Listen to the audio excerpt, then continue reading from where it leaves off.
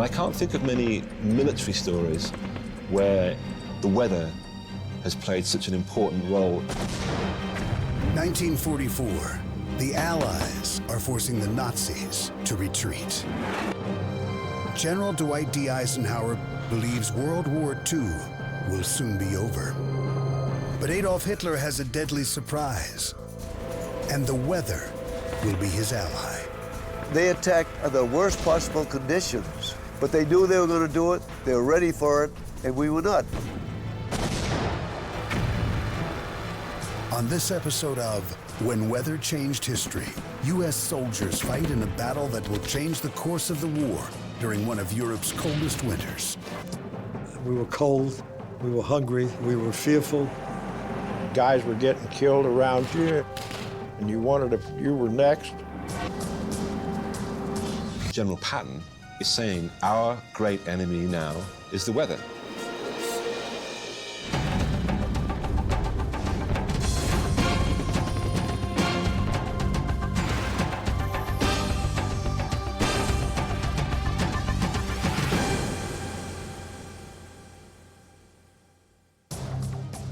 December 1944.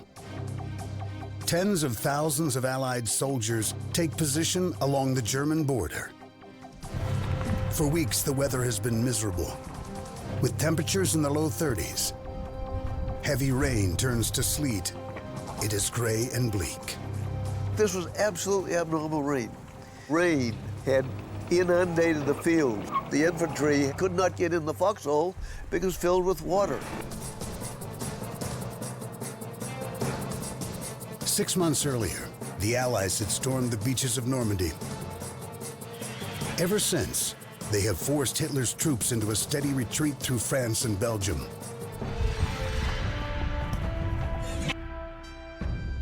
Europe's supreme Allied commander, General Dwight D. Eisenhower, had made a confident bet with the English general Bernard Montgomery.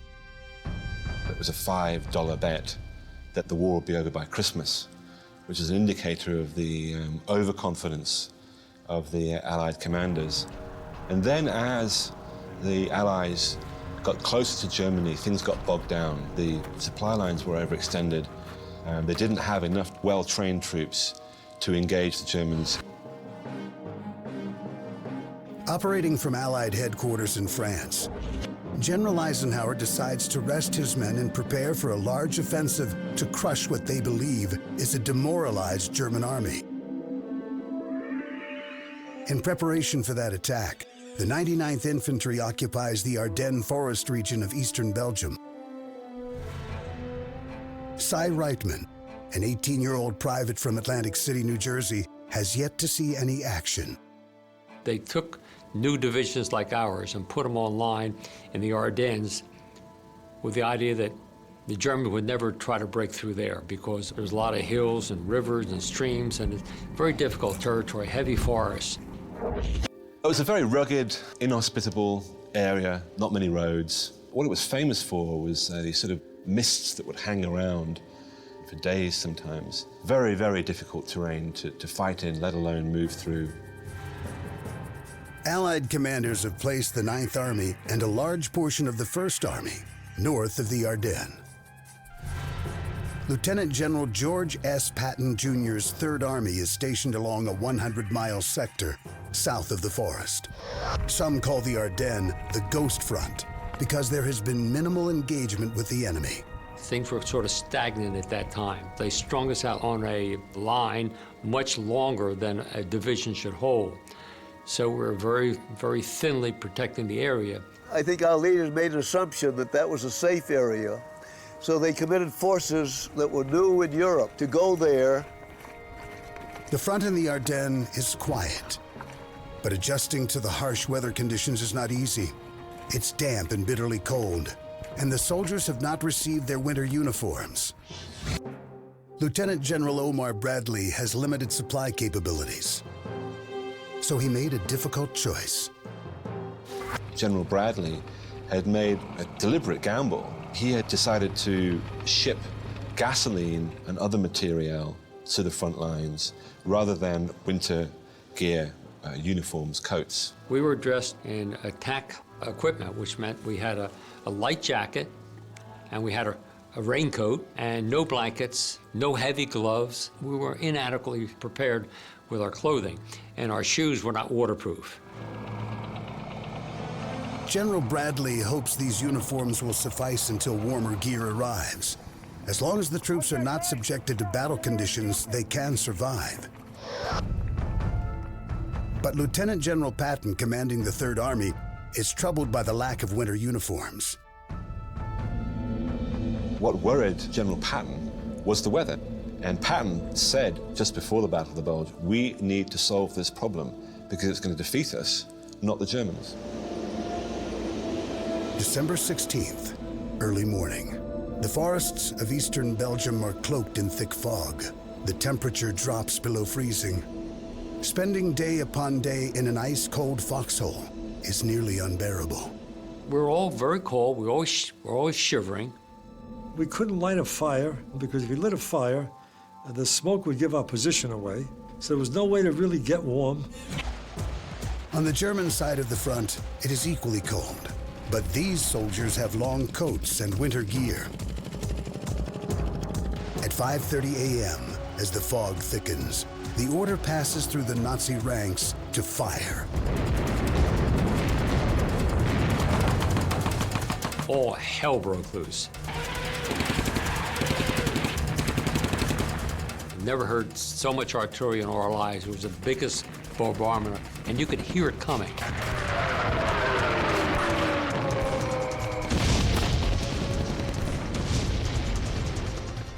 As stunned American soldiers shelter deep in their foxholes, the deafening attack goes on for more than 30 minutes. You'll never forget the sound of a 88 artillery shell coming in at you.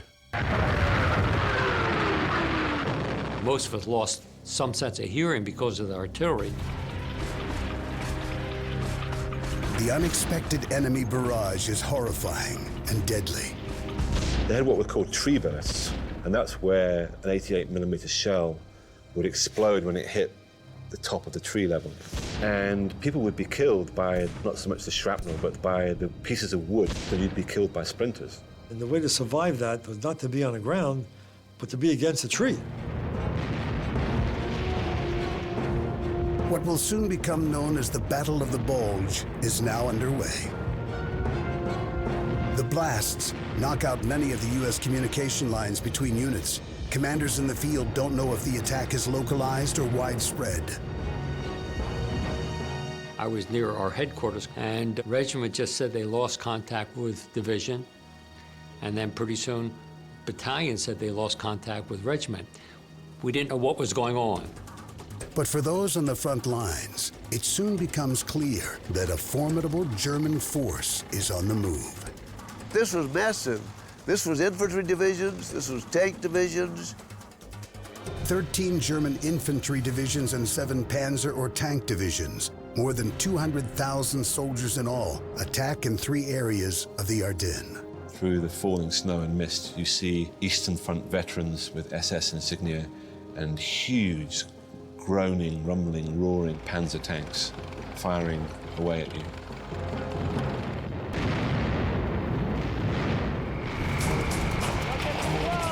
There was so much confusion. Our outfit and other outfits like ours, first time online, had no real combat experience. Thundering through the porous Allied front, the Germans passed by some of the 99th Infantry's forward positions. They just went right around us and continued on.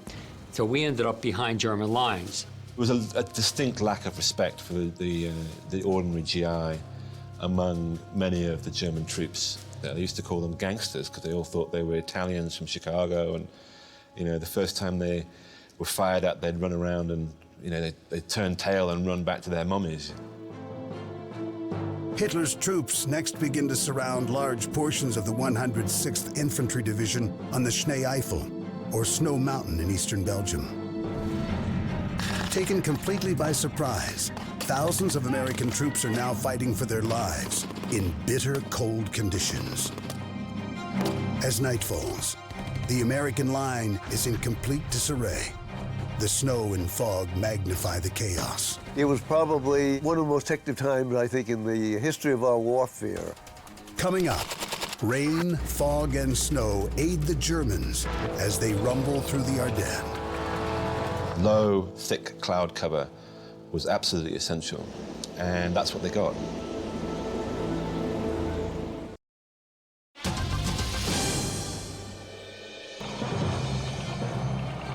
December 1944. World War II is in its 6th year.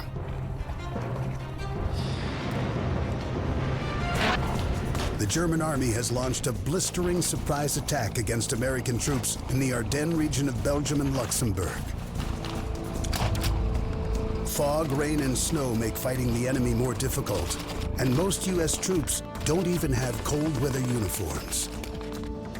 My outfit fought in their Class A wool uniforms, the ones kinds we would wear if we went out on leave, a weekend in town or something, with a tie and everything. That's what we had. Those were our winter uniforms. The Germans, on the other hand, are prepared, even utilizing white camouflage coverings in snowy conditions. When they wore white uniforms, it was very difficult to see them. If somebody spotted them, we'd all fire in that direction. And you don't know whether you hit them or not. The German attack has taken General Dwight D. Eisenhower and the Allied High Command by complete surprise.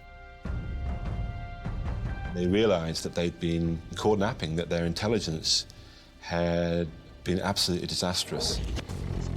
Unknown to the U.S. Army, Adolf Hitler has been amassing this attack for weeks. The Fuhrer calls the offensive Wacht am Rhein, Watch on the Rhine. His goal, take the strategic Belgian port of Antwerp, and in the process, split the British and U.S. forces. He wanted to divide the Allies and say, look, now's the time for us to negotiate peace. If he succeeded in this last gamble, then he could take his troops fighting the Allies on the Western Front and throw them at the Soviets on the Eastern Front. For Hitler's Watch on the Rhine to succeed, he needs cloudy skies to keep Allied aircraft grounded. An air attack could wreak havoc on the advancing German forces. So far, the weather has cooperated with the Nazis. They attacked under the worst possible conditions, but they knew they were going to do it, they were ready for it, and we were not. So the advantage went to them. They went right through us, and it was a rout, really. U.S. soldiers battle to hold back the onslaught, but the large Nazi force overwhelms many of the units. After the first day of fighting, the Americans have sustained heavy casualties. One German unit in particular is slashing through the American defenses. It is the advanced detachment of the 1st SS Panzer Division, commanded by one of Hitler's most loyal officers, Colonel Joachim Peiper. Peiper commands 100 tanks and 5,000 men. His goal, blitzkrieg his way through Belgium. They used to call him Blowtorch Piper, because when he went into different villages, he would defeat the village and then blowtorch it. Buildings, women and children. And he was the guy on whose shoulders the operation rested. December 17th, because Peiper cannot transport prisoners, he orders their execution. Near the town of Malmedy, his men machine gun more than 70 American POWs. The murdered men are left in a snowy field. We didn't hear about this on the radio, we didn't read about it in the newspaper, but somehow the news gets around, and it traveled like fire through dry brush. It quickly becomes known as the Malmedy Massacre. It encouraged the Americans to fight harder, to be fiercer. It was just anger, complete anger. We were told, don't take any German prisoners anymore, and we didn't. The brutal massacre plays on the mind of Sergeant William Tooley. We had to find this observation post and eliminate it.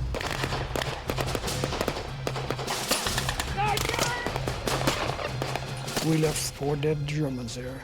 Well, I will be honest with you. I was thinking of Malmedy.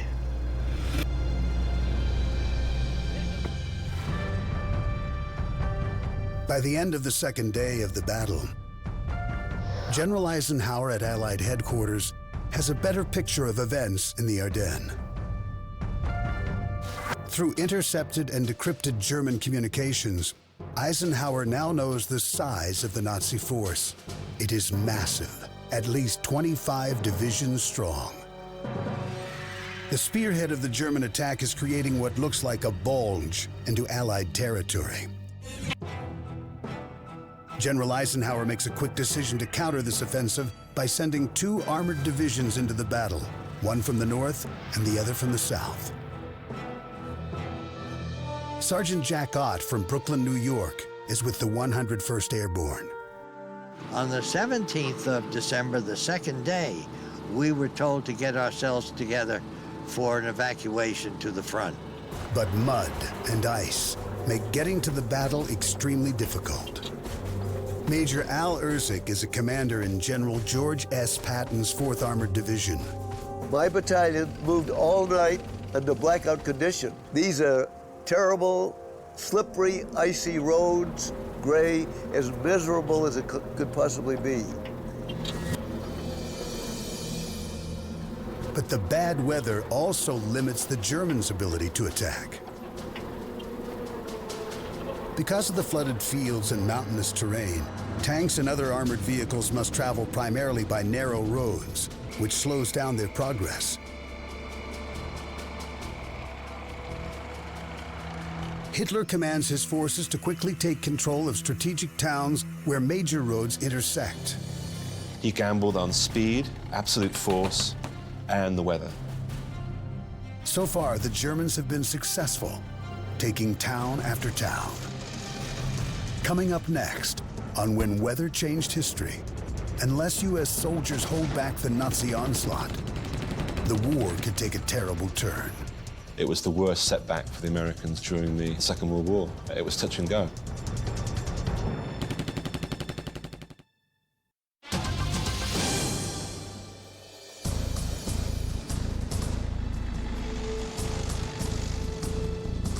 December 18th, 1944.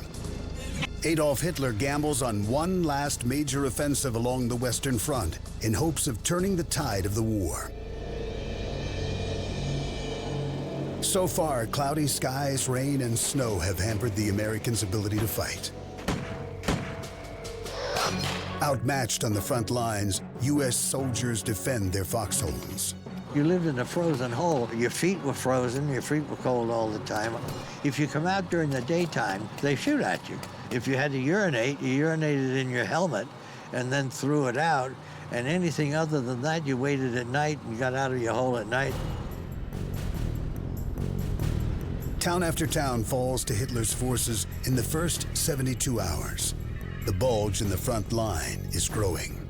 Then on December 19th, day 4 of the battle, the Germans target the key town of St. Vith, but U.S. forces stand fast.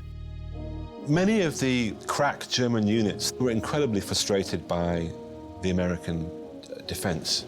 They stood and fought, and this slowed these SS troops down.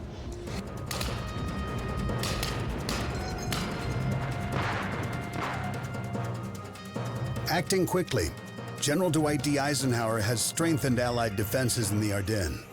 British troops have joined the battle in the north, and General George Patton's forces are speeding up from the south. But on the Schnee Eifel, or Snow Mountain, the Germans score a major victory by forcing 2 regiments of the 106th Division to surrender. Over 7,000 men are taken captive. Unlike Hitler's SS troops at Malmedy, the regular German army does not kill the prisoners, but many of the captured forces are stripped of their jackets and extra socks. 35 miles to the southwest, the town of Bastogne is under a Nazi siege. Like St. Vith, it is a major road hub. If they broke through Bastogne, they spread out into a network of highways that led into Antwerp and Liège. U.S. commanders order their men to hold Bastogne at all costs. Reinforcements rush in to take defensive positions. Sergeant Jack Ott and the 101st Airborne barely make it into the city limits. we weren't in Bastogne more than 5 hours, then we were surrounded. December 20th, the German 5th Panzer Army, commanded by Lieutenant General Hasso von Manteuffel, now controls all roads into Bastogne. The Americans are completely cut off. We could see the enemy and they could see us. And all we had was actually one another. And you're depending on the guide to keep the area clear and you safe. Freezing temperatures and falling snow make it even more important for the men to work together. There was no time in the immediate future where they were going to go into a warm room. No time where they were going to have a hot shower. They were cold. You could not get any colder. And supplies are running dangerously low. We were isolated, pinpointed, with limited forces, limited ammunition, limited food. Coming up next, against all odds and in horrible weather conditions, the determination of U.S. soldiers would change the course of the battle and history. These guys fought back, and fought back with great ingenuity.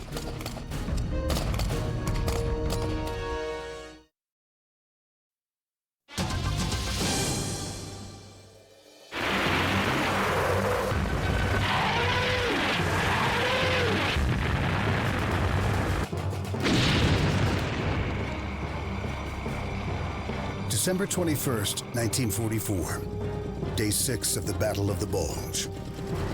The Nazis, aided by the weather, have smashed through the Allied front in the Ardennes region of Belgium. Corporal Robert Cooper of the 517th Parachute Regiment finds it hard to keep track of his exact location. I never knew a whole lot. I know it was cold and it was wet and it was snow, and then we faced the Germans, and it was one big battle after another, and guys were getting killed around you, and you wondered if you were next.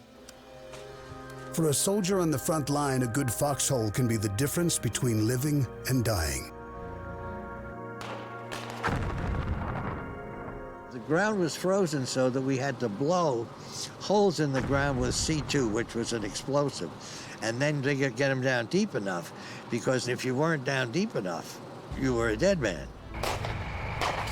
We wanted to be down below ground level because bullets would come at this height and the artillery would hit and throw shrapnel. And hopefully you wouldn't get a direct hit. In many cases, small numbers of GIs are able to hold back much larger German forces. It's an extraordinary achievement that these guys were able to hold their positions, fight, and buy time for the Allies to regroup. In the northern section of the Bulge, Private First Class Cy Reitman and other members of the 99th Infantry have been stranded behind enemy lines for 6 days.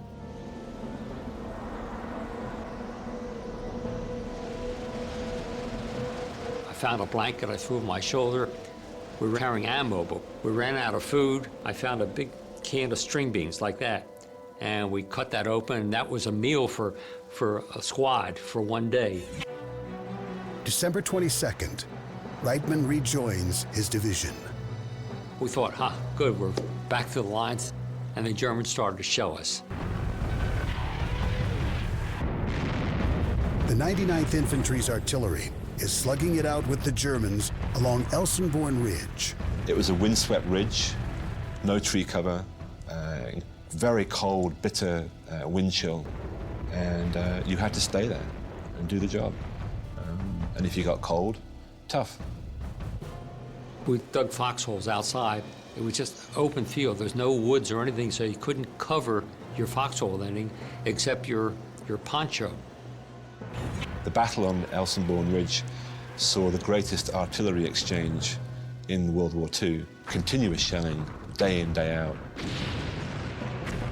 By December 22nd, the 7th day of the battle, General George S. Patton's forces are nearing Bastogne. For traveling in miserable weather conditions on icy roads, Patton's men had made excellent time. Patton had a genius for moving armies very quickly, armored divisions in particular. They say it's right around 222 miles in about 18 hours, something like that. And with no rest or nothing, right in, ready for combat. The foggy and snowy conditions make it hard for tank crews to target the enemy. Major Al Erzik is in command of the 8th Tank Battalion. The gunner has a periscope to shoot through or a telescope. So when it's gray, it's very hard to see through, so it's much, much more difficult for the gunner. Your fingers are numb, your feet are numb, and you're generally cold. Erzik and his men attempt to break through the German forces besieging Bastogne. We were attacked by about 23 German tanks, and worst day of my life. Staff Sergeant Frank Dudash is a member of the battalion. Dudash watches as his fellow soldiers in Tank Company B get stuck in an icy swamp. They sunk right there, and the crowds just picked them off like ducks. So a lot of them were killed there. And as we were leaving, my tank was hit, and I was wounded. I got fragments in my right hand. And it's a miracle that I survived. An airburst busted above me, and it hit me right here, one of the shrapnel on this part of my head where this bone is at. A little fraction, it hit the soft part, I'd been gone. I wouldn't be here. Fear and tension combined with the brutal weather conditions begin to take a toll on soldiers like George Fisher from Brooklyn, New York. There's no way to describe the feeling you have that goes through your body every single day. And when you see your buddies, some of your best friends being killed on a daily basis, it's just something you can't describe. There were mounds of dead in front of us. And as they died, that's how they were. They froze in those positions. And when you looked out during the day, that's all, arms up there, legs extended, snow in their mouths, their eyes open, their eyes closed, and they could be within 30 feet of you. And our job was not to leave that hole. I would have loved to just turn around and run the other way, but you just couldn't do it. Nobody could do that. We all had to stick together and stick it out. Sergeant William Tooley from Hammond, Indiana, does his best to keep his men focused on survival. I was 28 years old when I was in combat. You had to become a father figure to them. But even Tooley succumbs to the pressures of battle and the effects of the bitter cold. One of my men, he was a typical complainer, and he bitching about this and bitching about that, and it began to affect my men. Now it becomes a problem. And I picked up my rifle and I walked over to him, and I put it right here. And I said, if you say one more word, I'll blow your head off. And I meant it, but that's what stress will do. And the stress of waiting and under horrible weather conditions is far worse than fighting in weather conditions. We're fighting not only the enemy, but these horrible, horrible weather conditions. This is a miserable feeling. Your mind gets numbed when you get cold, and I think you're much slower reaction when you're frozen. You're so uncomfortable. We would do night patrols to make contact, see how far away they had moved. Did they move back or forward at night? And I had a flute, and it was Lou Miglerese from Philadelphia. He said, "You sound like hell. Let me take your patrol tonight." So he took my patrol out tonight. The next I heard of Miglerese, he was dead. The patrol that he took out and subbed for me, he hit a trip mine and blew himself up and he died. And I was heartbroken about Miglerese. And you ask yourself, why me? Believe it. We were cold, we were hungry, we were fearful. It was just the most horrible experience. You just, as I say, hope that you'd get through the day and get through the next day as well. Private Terry McDaniel from Curtisville, Indiana. is with the 75th Infantry Division. Up in a little town called Manhay, Belgium, in a little woods outside of town. I'm laying out there, just shivered, just one big shiver. The weather conditions cause almost as many casualties as the Germans. Frostbite and pneumonia knock many soldiers out of action. Most of the people who run around on the front line with combat boots that were wet through and through. Prolonged exposure to the cold and damp conditions causes an affliction known as trench foot, which sidelines thousands of Americans. General Patton is on record as saying, our great enemy now is the weather. The weather can defeat us, not the Germans. And he was referring specifically to trench foot. Coming up next on When Weather Changed History, in his battle with the weather, Patton will ask for help from a higher power.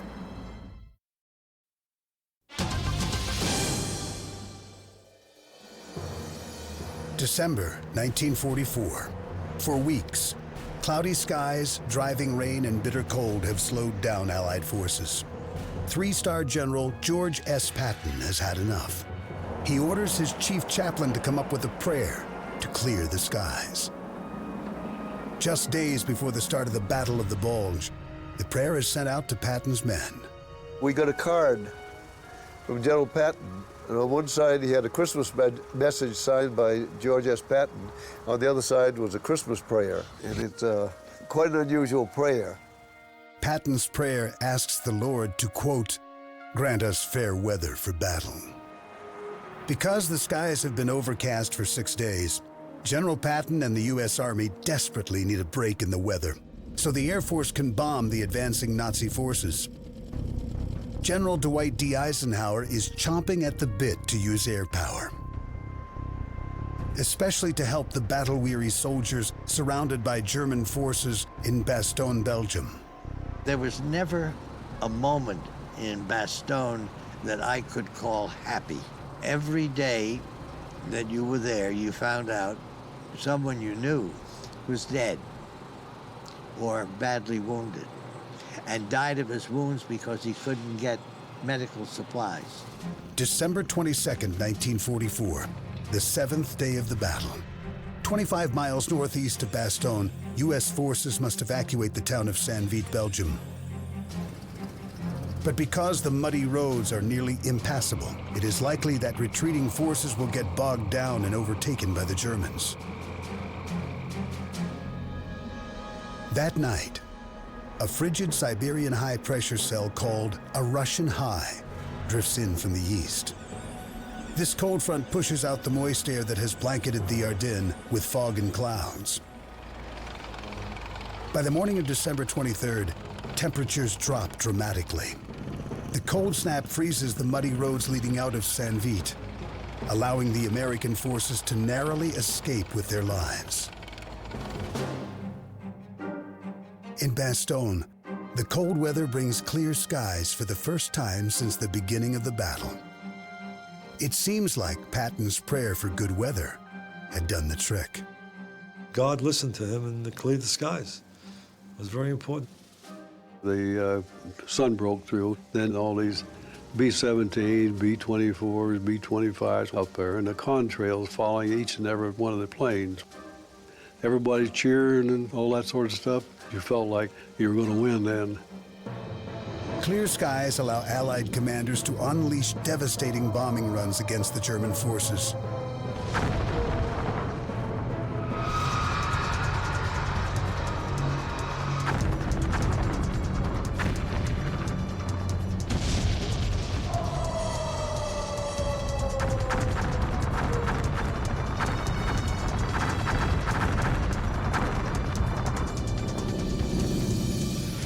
Nazi fighter pilots desperately try to intercept the Allied planes, but Hitler's air power had been greatly depleted by this stage of the war.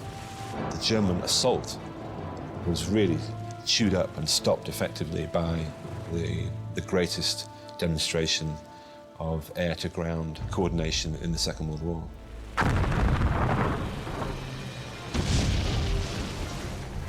Then on December 26th, Major Al Erzik and Patton's 4th Armored Division break through the German line surrounding Bastogne. One of the first things that happened when we opened the road was the ambulances started coming out.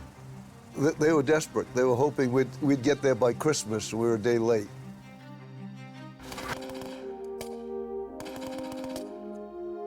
The men who had valiantly held this key town receive a new nickname. The Battered Bastards of Bastogne. That's what the group was known. The 101st Airborne is still known as the Battered Bastards of Bastogne. Holding Bastogne is a critical victory for the Americans.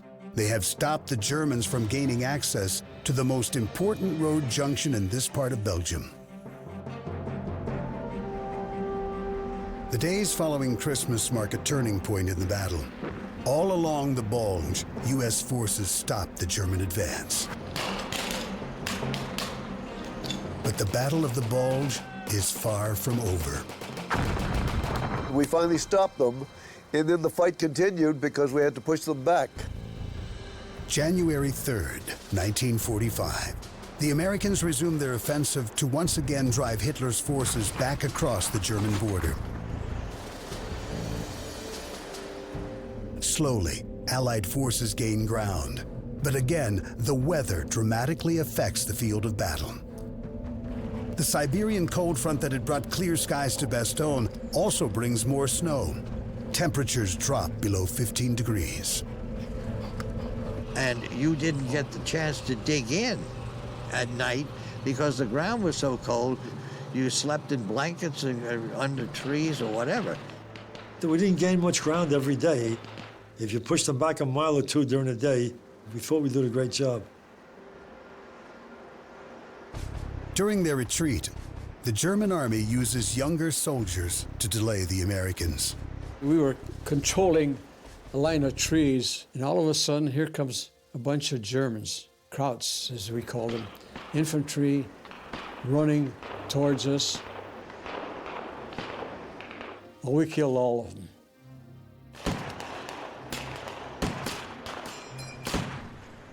We walked over there to look at who they were. They were German soldiers. I don't think any were over 16 years old. In these extreme conditions, the infantryman's best friend is his M1 rifle. All that we had was our weapon, and we took care of that as better than our food.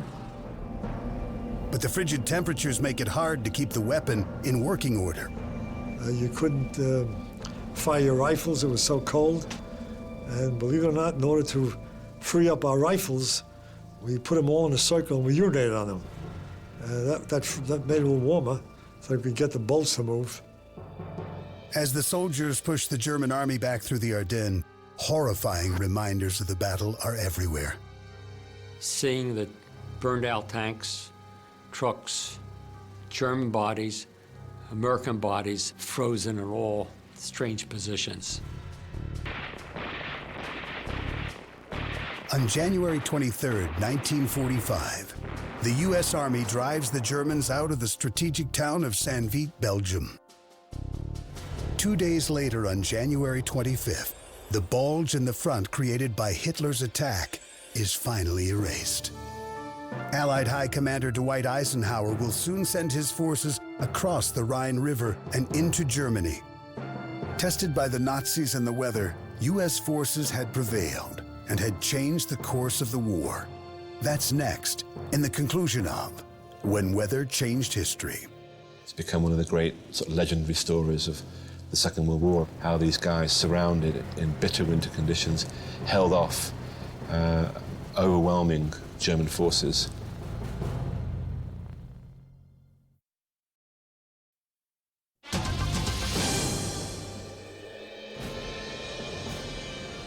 January 25th, 1945. The Battle of the Bulge is over.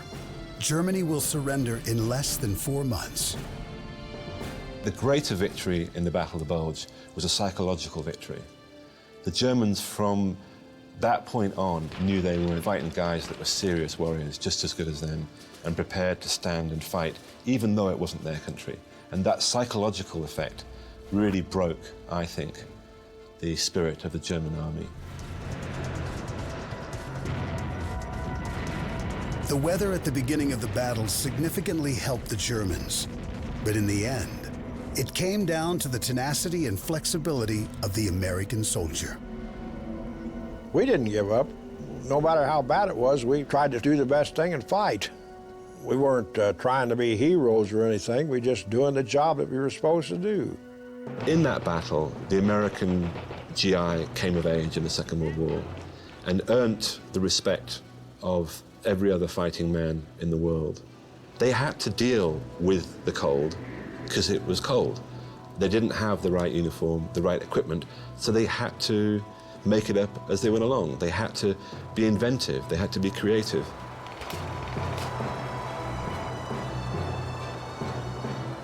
I think it is the greatest American victory of the Second World War. The veterans of this brutal battle will never forget their fellow soldiers who made the ultimate sacrifice. I sit here today because men are dead. It's just that simple. And any man who's alive who came out will tell you that one of the reasons he's alive is somebody died in his place. Over the 6 weeks of the Battle of the Bulge, 19,000 U.S. soldiers died. There were 81,000 casualties in all. Anyone that was in the Battle of the Bulge, if you ask him, I don't care what he's done in later life, that period was probably the defining time of his life. The bitter cold conditions in the Ardennes still haunt many who fought there. When it gets to be a couple of feet of snow and it's cold, yes, it brings back memories right away. In fact, it brings a chill. I gave away my snow ties, gave away my overcoat. I don't have any winter clothing, and I'll never, ever, ever see snow again personally or walk in it. That's for sure. That's why I'm in Florida.